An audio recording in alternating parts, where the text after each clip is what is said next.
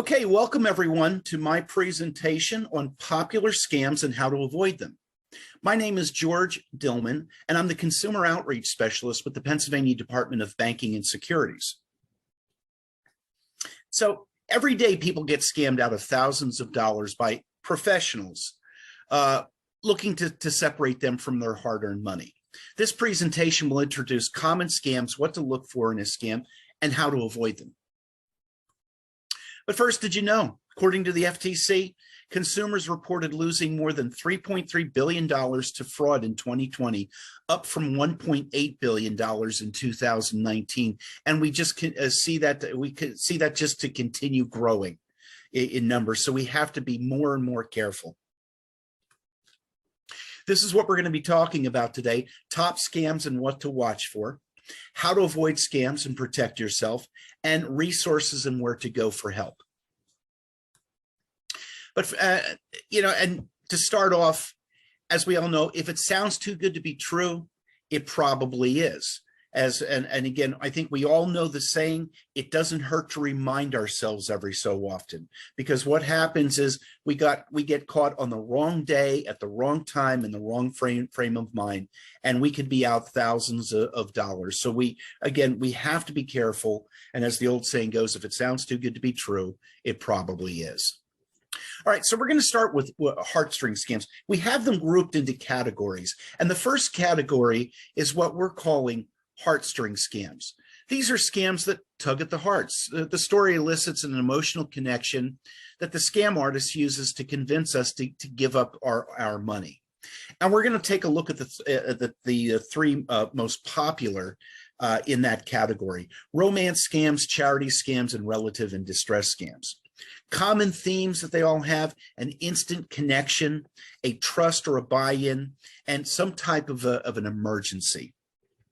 And we're going to start with the most popular, if you will, the romance scam. This scam, by the way, is the largest money-making scam in 5 states in this country, including the Commonwealth of Pennsylvania. So we need to be very careful with this scam. So someone you just met online on one of the dating sites falls madly in love with you. That person has an emergency and no access to money. They want to talk on a less private forum like a cell phone or an email or email. So what happens is somebody decides they're looking for romance. They go onto one of the dating sites and they build a profile and put all their information in.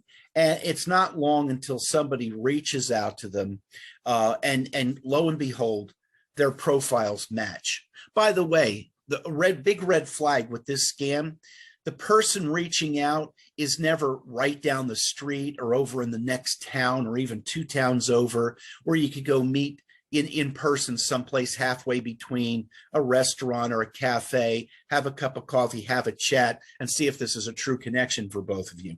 The person in the scam, there's always a reason why they're out of the area. They're either in another state or in another country. What's popular right now is they're supposedly in another country. Maybe they're working on a government contract overseas for the next 6 to 8 months, or they're doing volunteer work overseas for the next few months, or they're in the military and they're not going to be discharged for another 6 to 8 months. It's never too long a period of time, but it's never next week either. And of course that's the excuse why they can't get together with you in person, at least right away. So they reach out to you they build a profile matches your profile. You make a connection, and as quickly as they can, they try to get the victim, as I'll call them, to a less a more low profile platform. They want to get them off of that platform onto a more private platform, like use our private email addresses or text messages or phone calls. Basically, they want to stay under the radar. A lot of these sites realize there are people out there scamming people through these scams, so they're keeping an eye out for them. So they want to stay under the radar. After a few exchanges with their victim, they supposedly fall madly in love with them. Oh, oh, you're the person that I've been looking for my whole life. You're the person that I want to be with. I'm in love with you. And they build an emotional connection with that person. It's not long after that the emergency happens. Something happens. They need money. They need it right away. And as their new romantic partner, you're the only one that can help them. I need a couple $1,000s for this. My mother went into the hospital and we can't pay for the surgery. And can you give me the money? Or somebody that they know, or maybe they went into the hospital if they're overseas, working overseas or in the service, they went into the hospital. There's some type of an emergency. They need money. And again, as their new romantic partner, you're the only one that can help them. And maybe there's a promise. Don't worry, when I'm back and we're, back in a few months and we're together, I'll pay you that money back and we'll be together for the rest of our lives. So the person falls for it and they send the money. And then maybe a couple weeks later, there's another emergency and they need more money. And again, you're the only one that can help. And there's probably another promise of, don't worry, when I'm back, I'll pay you the other money and I'll pay you this back. And they'll just keep doing. So a lot of these scams that I'll be talking about are what we'll call reload scams. This is a good example. This scam is a good example of a reload scam. I kind of equate reload scams to people that like to fish. Somebody likes to fish. Say I like to fish, and I go out and I find I find a good fishing hole and I catch a lot of fish. Next time I want to fish, where do I go? I go back to that same fishing hole, aka the same victim, and I keep going back until, just like with the fishing analogy, until they stop biting, aka the person, they send money 3 or 4 times and they realize they're being scammed and they just stop sending money.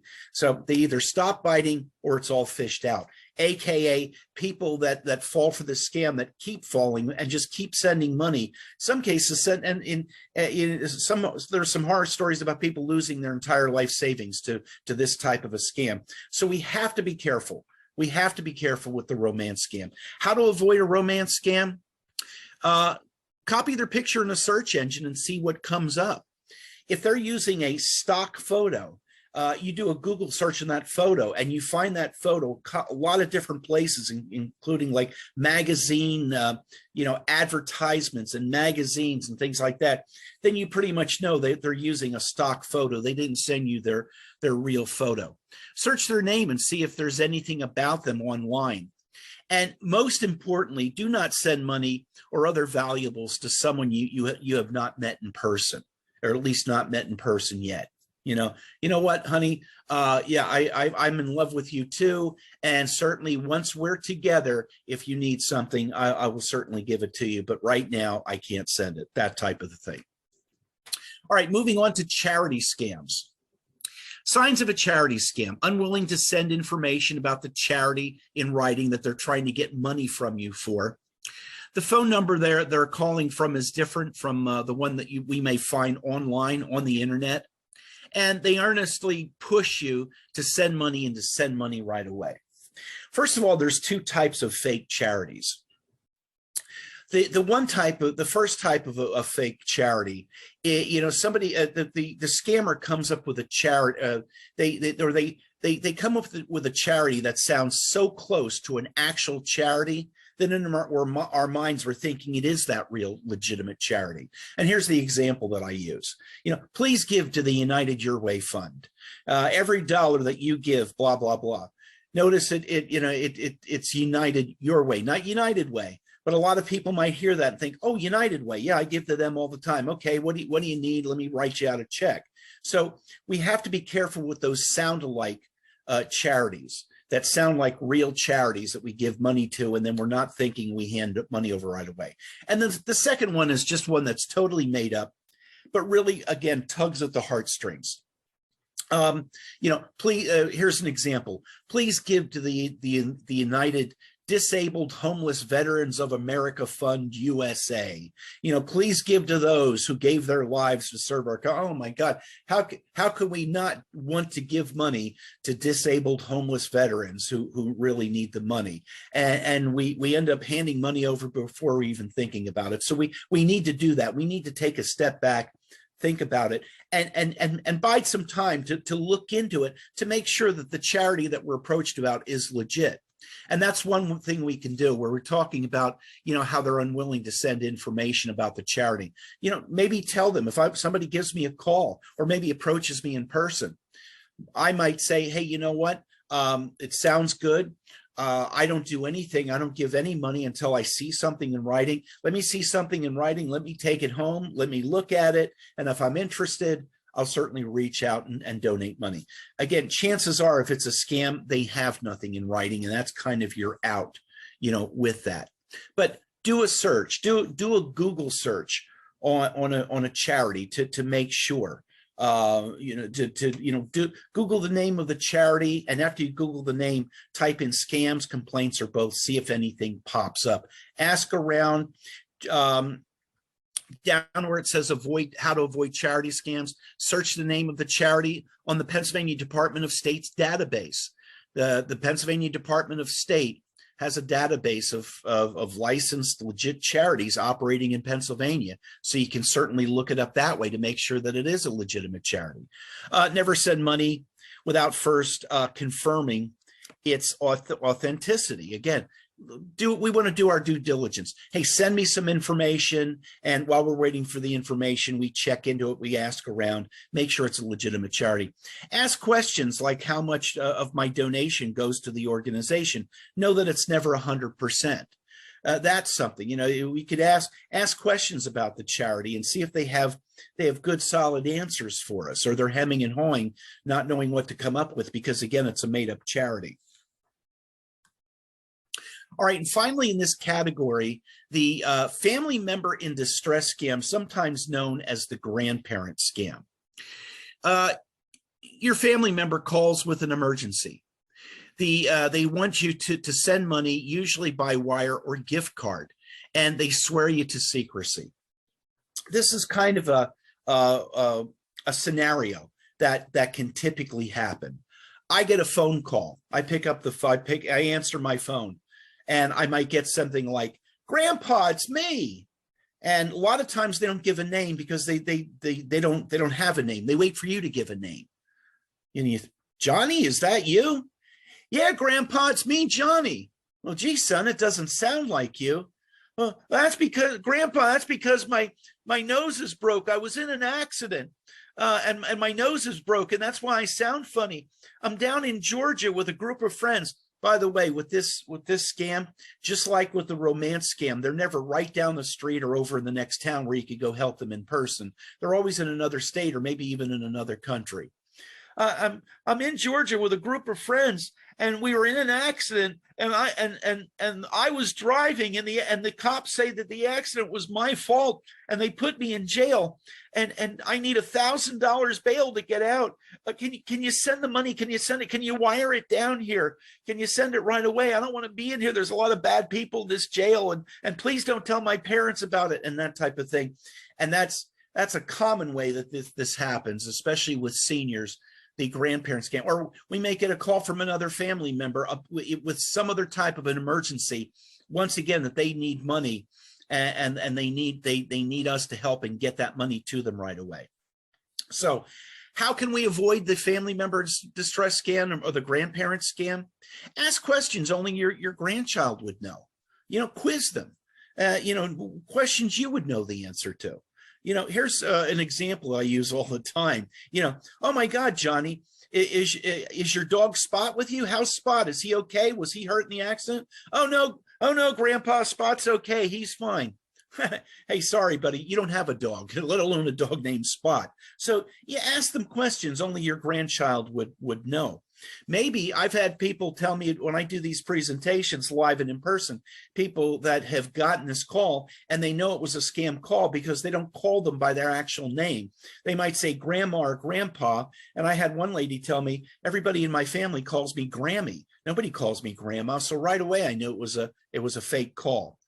Call the family member on a number that you know. Maybe we can see if we can put this person on hold and call the family member. You know, hey, maybe an excuse like, hey, Johnny, I got something boiling over on the stove. Let me put you on hold. I'll get right back to you. You put them on hold, and then you call Johnny with Johnny's phone number, probably to confirm that Johnny's safe at home or out with his friends, nowhere near Georgia, and it was a scam call.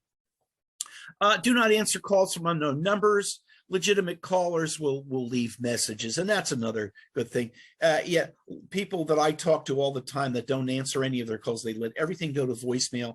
They say if it's important enough and I need to get back to somebody, I can always phone them back if it's a legitimate call. All right, moving on to banking scams.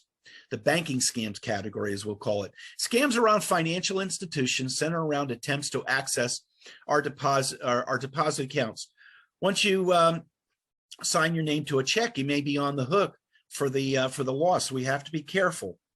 And again, we have three top categories: counterfeit check scams, pay up front scams, and overpayment of items purchased.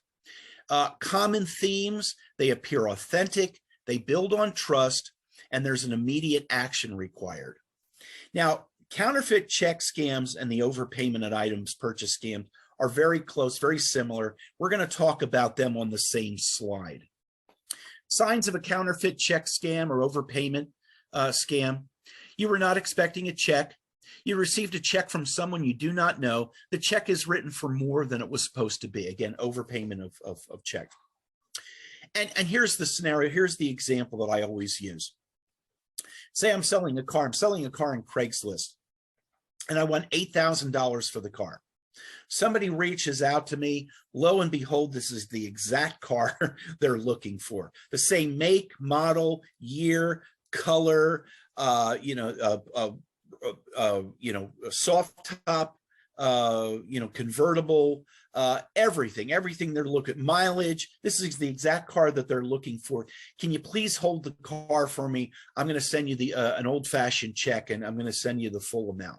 So I agree to that. I wait for the check. I get the check in the mail, and the check is written out for too much money. The check is written out, say, for $10,000 rather than $8,000. I either reach out to them or they reach out to me. And maybe the story goes, oh, gee, I'm sorry. I was looking at several cars. I sent a check for too much money. I'll tell you what, rather than waiting for another check from me, go ahead and go ahead and deposit the check. Deposit the check, but could you wire back that extra $2,000 right away? I could really use that money back. So the person falls for it. They wire them the money back. And a week or so later, when the check doesn't clear because it's a fake check, they're now out $2,000 or whatever the person can get from them. So we got to be careful with that. Now, in this modern age, they're starting to process checks faster and faster. So this scam may be going by the wayside shortly, but it's still out there. It's still hanging out there. How to avoid counterfeit check scams? Don't accept a check from someone you do not know. Verify the information with the institution it is written on. And at the very least, if you deposit the check and they ask for part of that money back, I know what I would do. Hey, sure, I will gladly send you that extra money back the minute the check clears. Once the check clears, I'll gladly send you that money back. Chances are you'll never hear from that person again because it was a scam. All right, and then moving on to the pay up front scam. In order to get a prize, a loan, or some other payment, you must pay fees. There's a promise that the upfront fee is fully refundable if you are not 100% satisfied, and you receive the request from someone you do not know or have no connection to.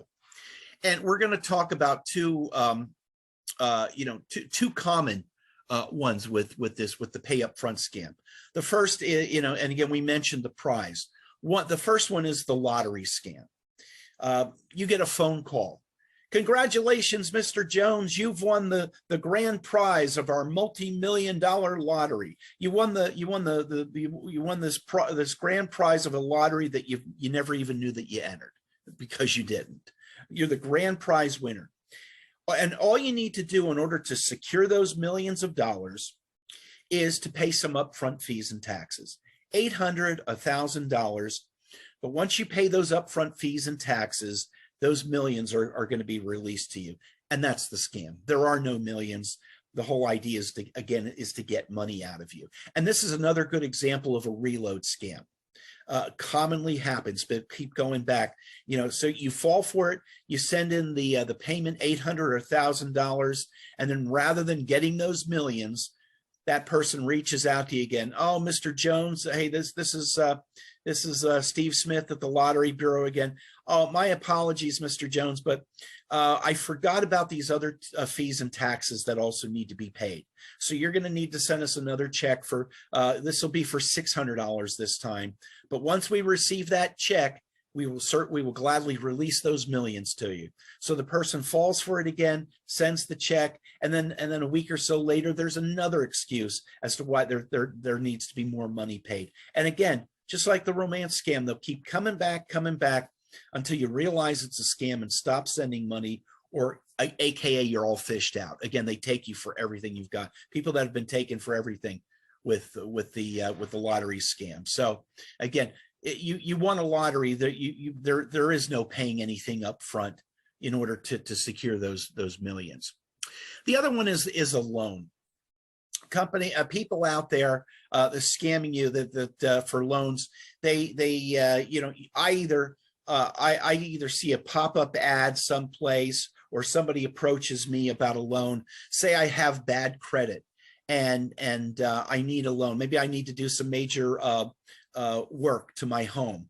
I need like 20 or 25, say $25,000 worth of work done to my home, but I don't have the money. I need to go out and get a loan so I can fix up the home. I approach different loan companies, and nobody's willing to give me the loan because my credit isn't good. Lo and behold, there's this one again, I see a pop-up ad for this company, or maybe I get an unsolicited email or phone call. Maybe the story goes, bad credit, no worries, come to us and we'll make sure we'll give you that loan. And you reach out and you contact the company, and they guarantee that they're going to give you that loan of $25,000 that you need. But once again, you need to pay some upfront fees first. Maybe you need to pay the interest up front before they give you the loan. Maybe the story goes they're taking a risk on you, so you need to pay something up front first. And they might even send you paperwork that you fill in and sign and send back, and you send back with the payment, and you send back the upfront fee, that again $800, $1,000, and you never hear from them again. Again, it was a scam, all to get our money. There is no loan that you're going to get. So we have to be careful with the pay up front scams. How to avoid a pay up front scam? You should never pay cash in order to claim a prize or receive a loan. Know who you are dealing with. Avoid paying with a gift card or wire transfer. Again, these are common ways they want these things to be paid. With the wire transfer, the instant access to that money. Once we do the wire transfer, and almost the same thing with the gift card. What's popular now, especially with seniors, is they want you to go out and get that amount that you need to give them in gift cards. And then what you do is you need to read the numbers off the back, scratch off the back, read the numbers off the back of those gift cards to them. Once they have those numbers off the back of the gift card, they have instant access to that money, and the money's gone. And of course, this is why they're looking. So we got to be careful with that. Got to be careful. How to avoid bank scams? Be careful about financial transactions with strangers. Do not give change from a check. Remember, you are responsible for all funds that you deposit to your account. I deposit that check, and that check is bad. I wire back that $2,000, and that check is bad. I'm responsible for it. I'm the one who signed it and deposited into my bank account. I'm the one responsible for it. All right, moving on to imposter scams. And again, the three most common, we have government representative scams, technology companies, and credit repair companies. Common themes, they appear as trusted representatives. And again, there's an immediate need to get something from us.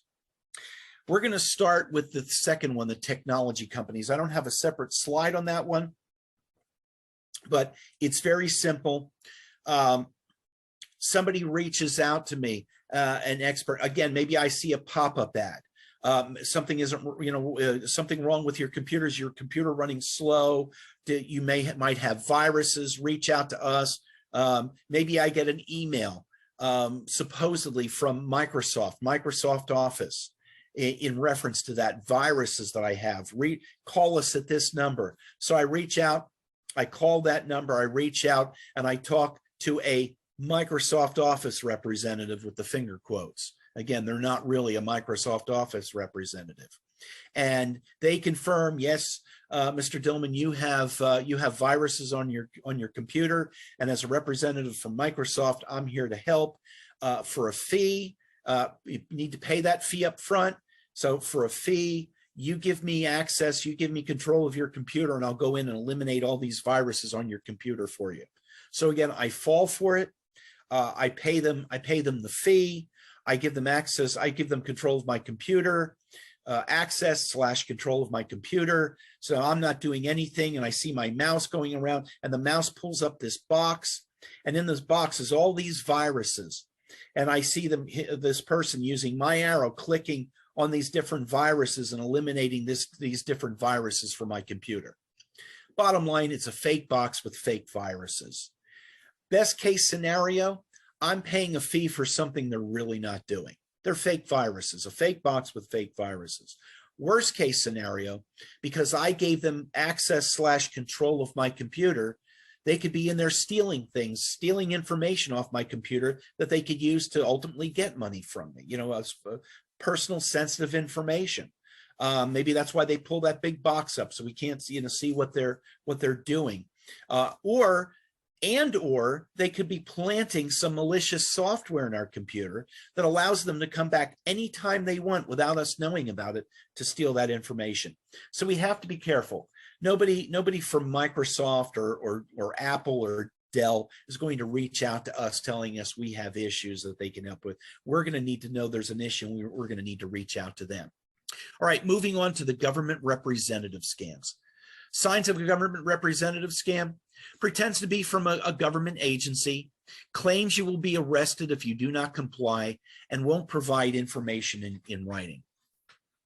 I'm going to talk about what I think is the original one, the IRS scam. I get a phone call from the IRS.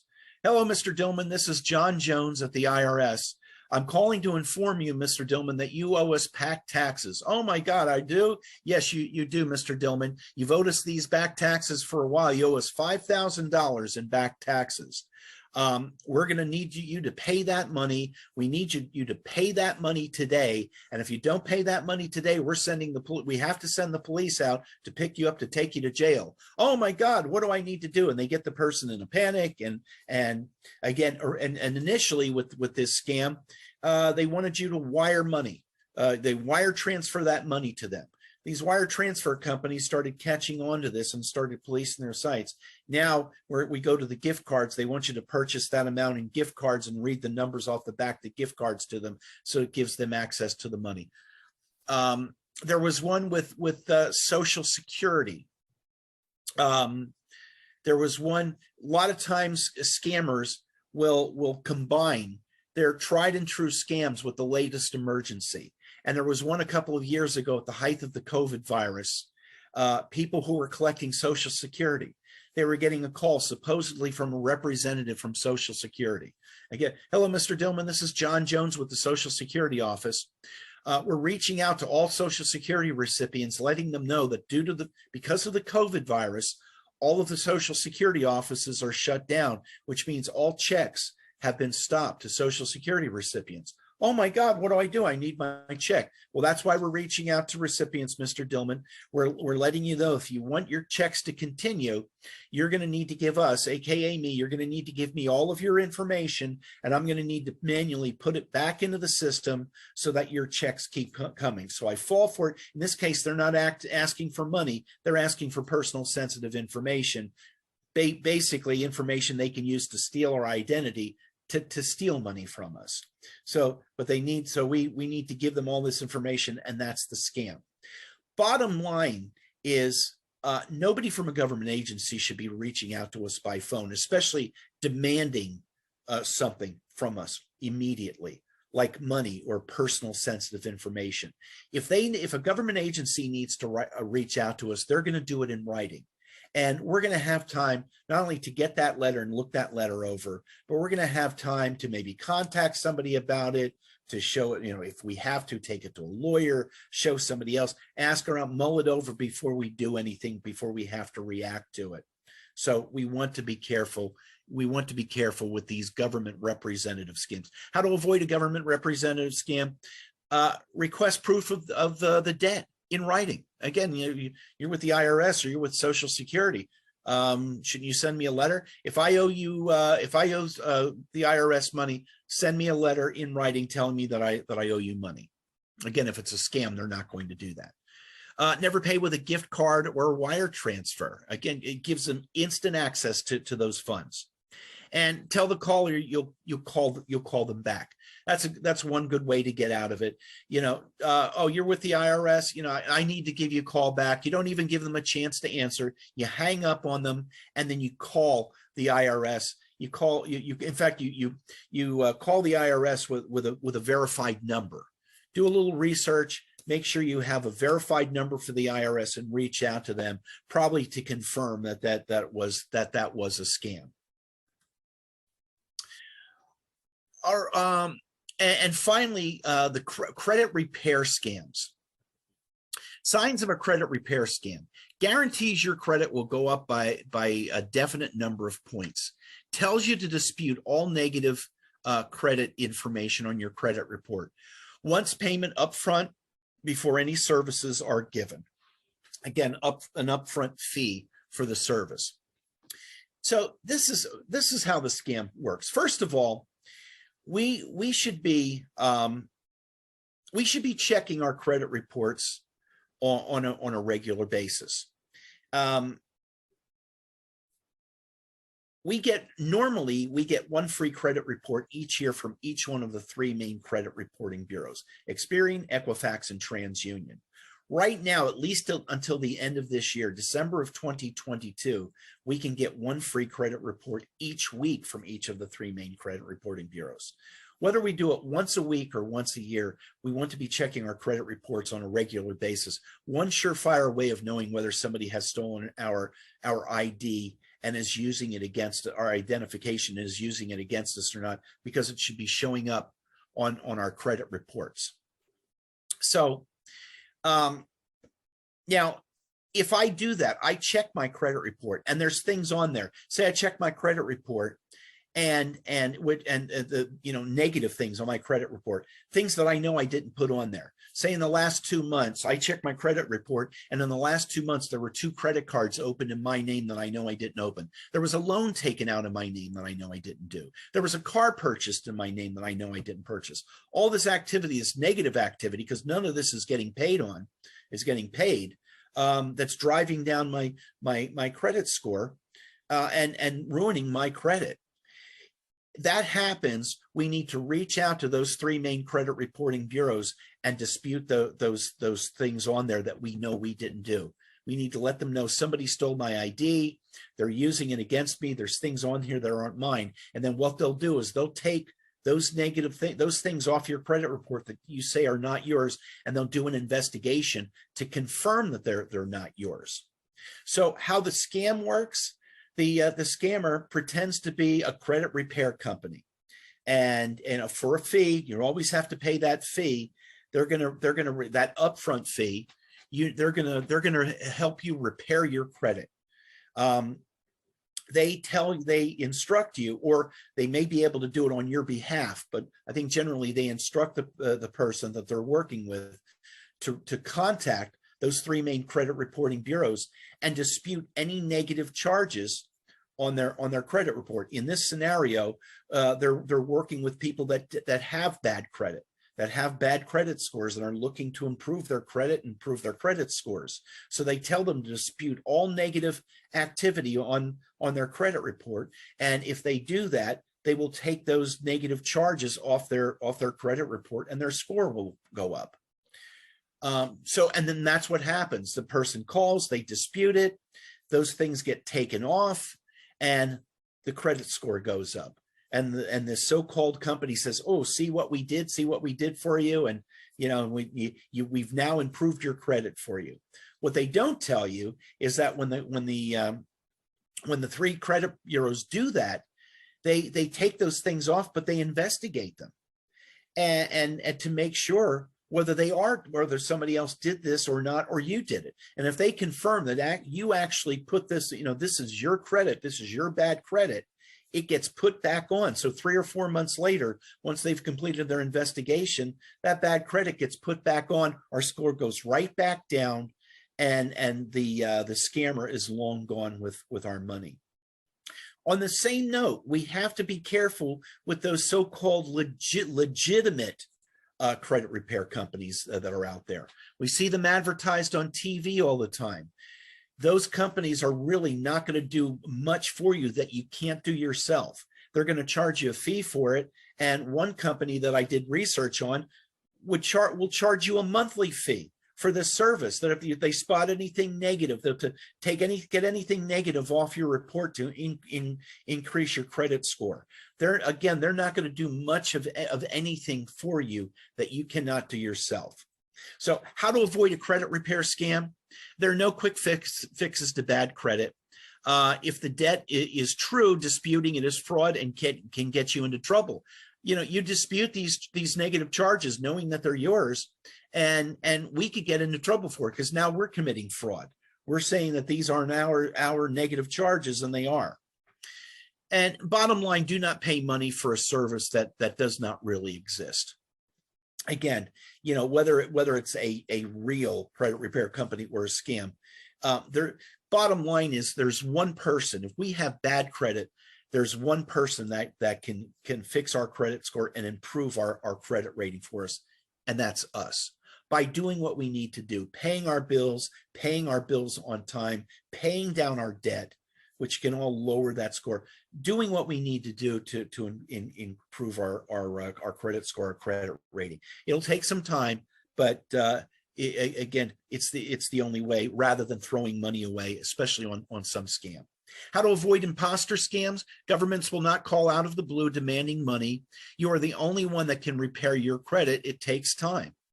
Tell the caller you will call them back, then call them from a verified number. Again, if you're not sure, hey, you know what? I'll give you a call back. You say you're with Social Security and I owe Social Security $5,000. I'll call you back. You call Social Security with a verified number, probably to confirm that it was a fake call, a scam call. All right, and finally, virtual scams. Final category, virtual scams, involves any scam that uses the internet and electronic devices to persuade you to give up personally identifying or financial information. We're going to start with phishing emails. I get an email from my local bank. Maybe I get emails from my local bank all the time. I get an email from Susie in customer service. Hello, Mr. Dillman. This is Susie in customer service at your local bank. The bank is updating its records, and we're reaching out to all of our customers, asking them to hit the link below to confirm their information for us. If you can hit that link below, that will take you to another page where we'd like you to confirm all of your information. So I want to help Susie out in my local bank, and I want to help my local bank make sure they have updated records on me. So I hit the link, I go to another page, and I confirm my name, my address, my date of birth, my Social Security number, my cell phone number, my bank account numbers. How do I really know this email came from my local bank? It says it came from my bank. That everything is there. The bank's name, the logo, everything is in place. I've gotten emails from them before. I've gotten emails from Susie before. Susie@yourbank.com. But in this day and age, it's very easy to copy and paste and Photoshop things to make it look like that email actually came from a trusted source. They fake everything, including the email address. And we'll talk on a later slide how we can monitor those email addresses to make sure it came from a legitimate source. But yeah, if you know we get that email, we're not sure. Maybe what we can do is reach out to the bank. We could reach out to them by phone, and we don't want to use the phone number that could be included in the email that we just got, because we know where that number is going to go to if it is a scam email. We reach out to them with a verified number to confirm whether they need this information from us or not. Because again, people will send us these emails, even using fake email addresses that look like legitimate addresses, to try to steal information from us. You know, they might pretend to be, you know, rather than getting a phone call from that government agency, we get an email from them asking for money or information. Same thing with smishing, with text messages. I get a text message supposedly from a trusted source. What's been popular over the last couple holiday periods, holiday periods, end of year holidays, Christmas, Hanukkah, whatever we celebrate, and a lot of people buying online now, and it goes up even more because people are Christmas shopping and shopping for the holidays, and that scammers know this, and they'll send out these fake text messages pretending to be from a trusted source. I might get a text message supposedly from FedEx or supposedly from Amazon or UPS, claiming that something happened with your last order. Please hit this link, go to this page. We need all of your information again. And so I hit the link, I go to the page, and I give them all my information, only to find out at a later point that it wasn't really FedEx or Amazon or whoever. It was somebody pretending to be them. And I'm giving them all of my information. Oh, by the way, with the emails and with the text messages, also by hitting those links, we may be releasing and downloading, without knowing it, downloading some malicious software to our device without knowing about it. Again, maybe information allows them to go into our device anytime they want to steal information off of it without us knowing about it. So we have to be careful. Have to be careful with hitting links, opening attachments. I get an email from my buddy Joe. And Joe sends me an email. Hey, George, how you doing? This is Joe. Hey, I wrote this letter, this attached letter, Word document. I wrote this letter to the electric company. Can you do me a favor and open up the attached letter, take a look at it, make sure everything looks okay? So I want to help my buddy Joe out, and I opened up the attached letter. Again, not knowing that somebody in this scenario, somebody hacked into Joe's email account, hijacked his entire email contact list, and everybody got this email with this attached Word document. And by opening that Word document, we're releasing and downloading something nasty to our computer that we don't want to download. So we have to be careful. Same thing with apps, third-party apps. Oh God, a new company, Big John's Big Discounts. This brings us to fake websites, by the way. This brings us to the third scam with the fake websites. You know, pop-up ad, or maybe you get an unsolicited email from this new company, Big John's Big Discounts. Every day, everything 50% off. Hit the link and go to our site and shop, shop, shop. And if you download our app, we're going to give you a $200 credit towards your first order. Oh my God! So I hit the link and I go to the site and I shop, shop, shop. Put things into my shopping cart. I check out, give them all my information. Again, only to find out at a later date that I gave information to the wrong person. I gave it to some scammer pretending to be this new retail site. And by downloading their app to my device for that $200 credit, again, I could be downloading something nasty to my computer. So we have to be careful. Check the companies out before we do anything with them. You know, Google the name of the company with this new website that that we're not familiar with. Google the name of the company, just like with the charity scams. Google the name of the company. After you Google the name of the company, type in scams, complaints, or both, and see what pops up. See what pops up. Check with the Better Business Bureau. Ask around. Check reviews. Make sure these are actual legitimate sites before we use them. Just like with again, I mentioned with the email, phoning the bank with a verified number. We do the same thing with the text message. I get a text message supposedly from FedEx, something wrong with my last order, and blah, blah, blah. Again, and I don't want to call the number that could be in the text message. I want to call FedEx with a verified number to confirm whether something happened with my last package or not.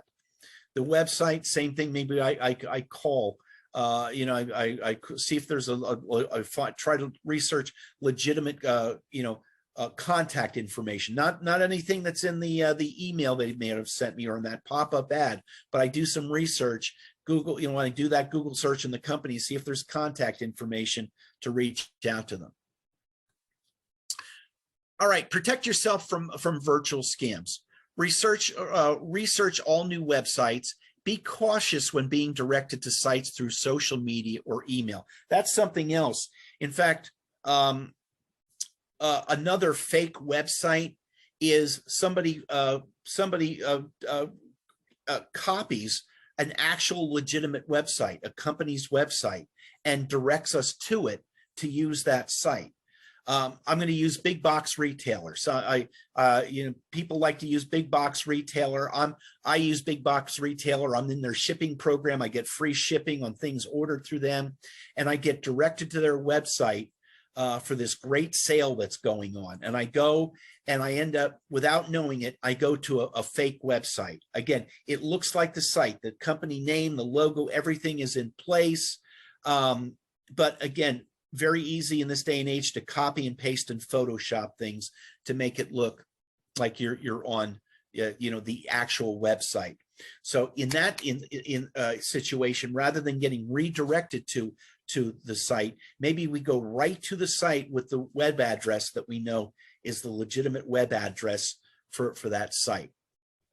When reviewing an email or text, check grammar and spelling, confirm sender before clicking any, confirm that it really is a legitimate sender before clicking on any links, attachments, or downloading apps. When in doubt, don't click it, delete it.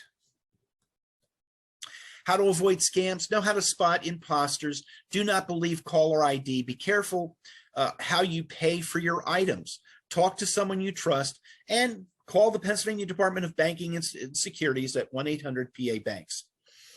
Our agency regulates those industries in the Commonwealth: banking, finance, investments, securities. If you ever have a question, problem, an issue as it relates to that, you can reach out to us. Our toll-free number, 800-PA-BANKS. We have an in-house staff that will take phone calls Monday through Friday from 8 to 5, normal business hours. You call during those days and times, you should get a live voice answering the phone. If you don't get a live voice answering the phone, you leave a message and somebody should get back to you within 24 business hours. Other ways to protect yourself: beware of the interactions with people you do not know. Guard your social security number and other personal information. Secure documents and shred them when you no longer need them. Watch your bank and credit card statements and check your credit reports. We talked about that earlier. Again, we get one free credit report. Normally, we get one free credit report each year from each one of the 3 main credit reporting bureaus. Right now, we can check them once a week for free, at least up until the end of the year. Annual credit report, annualcreditreport.com. We do not endorse any other site. This is the one site that's mandated by the feds, and it's the one site that's actually overseen by the 3 main credit reporting bureaus. There's others out there, freebies out there we see on TV all the time. We have to question, are you really getting it for free, or what are you giving up in order to get this service? That said, if you're using another site to check your credit reports and you're happy with it, continue using it. The whole idea is to check your credit reports on a regular basis.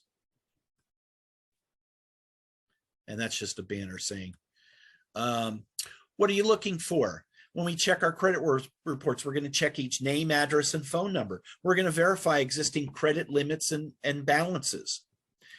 We're going to verify, and we're going to look for accounts that are not ours. You'd be surprised, no matter how much of a credit history you have, how you remember everything that's on there and anything just out of the ordinary. Especially if I check it on a regular basis and it's fairly recent, like that example I gave you, all that activity that took place over the last couple months that I know I didn't do. So if something isn't right, we want to report it. We want to report it to them. Something isn't right, reach out to the 3 main credit reporting bureaus, and we have the contact information here for all 3 of them. I talked before about how we find something on there that isn't ours. Now, this is legitimate. We're not trying to scam them. We do reach out to them. We report, hey, this, and this, I did not put on my credit report. They will do an investigation. They'll take those negative things off your credit report, do an investigation, probably in this case, to confirm that they aren't ours, that somebody else did it. Maybe they could even track down the person who did it and catch them. The other reason we reach it, because there's 2 reasons we reach out to them. First of all, to do that, so they do their investigation. But through those 3 main credit reporting bureaus, we're also going to freeze all of our accounts. It's easy and it's free to do. You do a credit freeze on all your accounts. That way, no new activity can take place while the accounts are frozen.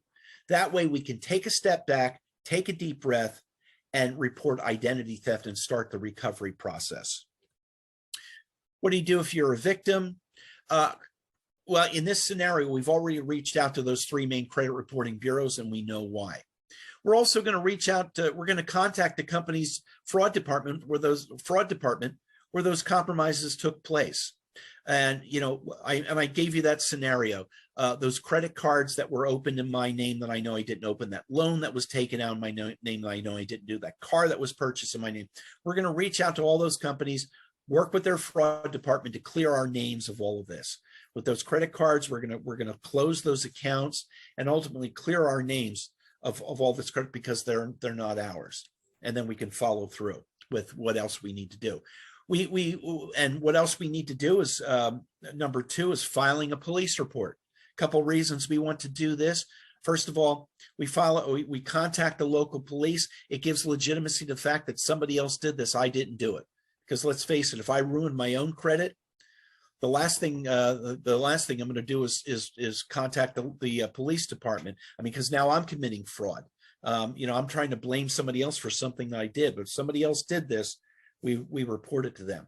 We also want to reach out to the local police because, unfortunately, I do another presentation on identity theft, separate presentation on identity theft, and I talk about how sometimes, or maybe even many times, the person who steals our identity is somebody that we know. Unfortunately, family member, friend, coworker, somebody who has access to our information, somebody who comes into our home and finds information. So we file a police report with local police because if it is local, and hopefully the police have somebody that can do an investigation and they might be able to track down the person who did that. But also, we contact the local police because we want to file a police report, an official report with the local police. We want to get a copy of that report and the police report number. We want to keep that someplace safe and handy in case we need to refer back to it. What else do? We should take notes, keep a notebook, keep those notes with the police report in case we need to refer back to them. We want to report it to the Pennsylvania Attorney General's office at 800-441-2555 or attorneygeneral.gov. We also want to report it to the Federal Trade Commission at 877-ID-THEFT or identitytheft.gov. Identitytheft.gov is overseen by the Federal Trade Commission, by the FTC. It's a process for reporting identity and to start a recovery plan for our identity, for identity theft. It's like a complete walkthrough process, a checkoff sheet of everything that we need to do for reporting identity theft and to start that recovery process. And again, we can reach out to them at either the toll-free number, 877-ID-THEFT or identitytheft.gov. As we're going through that reporting process, so say we're doing it online or we're doing it over the phone, as we're going through that reporting process, that's creating another report that we want to get a copy of. We want to get a copy that's an official report from the Federal Trade Commission saying, hey, not on this person, on somebody else, here's the official report. And we want to keep that handy. In fact, we want to contact those 3 credit reporting bureaus and alert them to the fact that we have this report from the Federal Trade Commission. That alone should keep all that negative stuff that we say wasn't ours permanently off of our credit reports. If we're not on the do not call list, we want to get on the statewide and nationwide do not call list. And from what I've found out talking to people, you get on these lists, it does not eliminate all calls that we get that we don't want to get. But what it does do is it does cut down on the number of calls that we get. So it's still recommended, even though we're still going to get those calls, it's still recommended to get on probably both of those sites, the statewide and nationwide do not call lists. All right, finally, resources, starting with the Pennsylvania Department of Banking and Securities. I already mentioned reaching out to us if you ever have a question, a problem, an issue as it relates to us. And even if you're not sure, reach out to us. And if it's not ours to handle, we'll make sure to point you in the right direction. 800 PA Banks, or you can reach us through dobbs.pa.gov. Also, check out our website.